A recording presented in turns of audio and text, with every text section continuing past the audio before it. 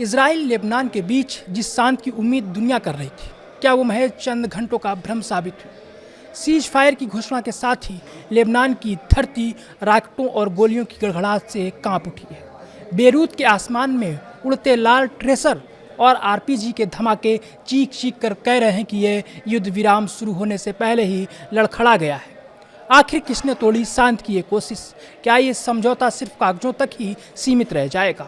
नमस्कार, मैं सौरभ शुक्ला और आप देख रहे हैं न्यूज़ 18। इजराइल और लेबनान के बीच घोषित 10 दिन का युद्ध विराम शुरू होते ही लड़खड़ा गया है। जैसे ही सीज फायर लागू हुआ, बेरूत के दक्षिणी इलाकों से गोलियों और रॉकेट दागे जाने की आवाज़ें आने लगीं, जिसने इस समझौते की स्थिरता पर बड़ा सवाल खड़ा कर दिया है। रिपोर्ट्स के मुताबिक सीज फायर लागू होने के कुछ ही देर बाद करीब आधे घंटे तक भारी गोलीबारी और रॉकेट प्रोपेल्ड ग्रेनेड दागे जाने की आवाज़ें सुनी गई। आसमान में लाल ट्रेसर बुलेट्स दिखाई दी, जिससे इलाके में दहशत फैल गई। यह युद्ध विराम अमेरिकी राष्ट्रपति डोनाल्ड ट्रंप की पहल पर घोषित किया गया था, जो इजराइल और ईरान समर्थित हिजबुल्लाह के बीच हफ्तों से चल रही भीषण लड़ाई को रोकने के लिए किया गया था। हालांकि सीज फायर लागू होते ही हालात फिर बिगड़ते नजर आए।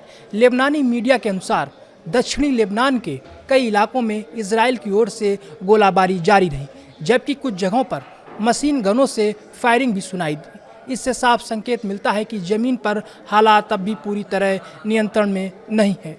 सीज फायर से ठीक पहले भी दोनों पक्षों के बीच हमले जारी थे।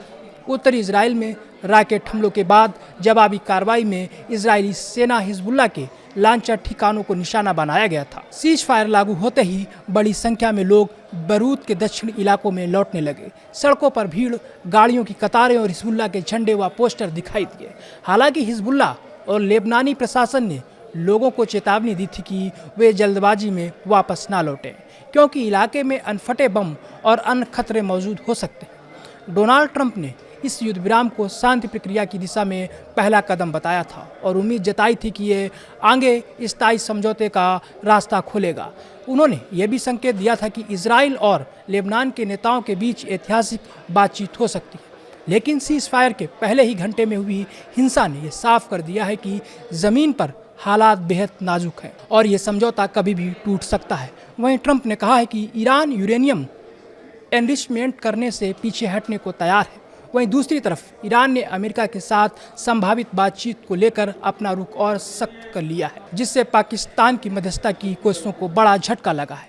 पाकिस्तान के आर्मी चीफ आसिम मुनीर के तेहरान दौरे के बाद ईरान ने साफ संकेत दिया है कि अब बिना ठोस फ्रेमवर्क के कोई भी नई बातचीत बेकार होगी। ईरानी न्यूज़ एजेंसी तस्नीम के मुताबिक तेहरान ने कहा कि अमेरिका को पहले अपने वादे पूरे करने होंगे और अपनी अत्यधिक मांगों को वापस लेना होगा। ये बयान साफ करता है कि दोनों देशों के बीच मतभेद अभी भी गहरे हैं और बातचीत की राह आसान नहीं।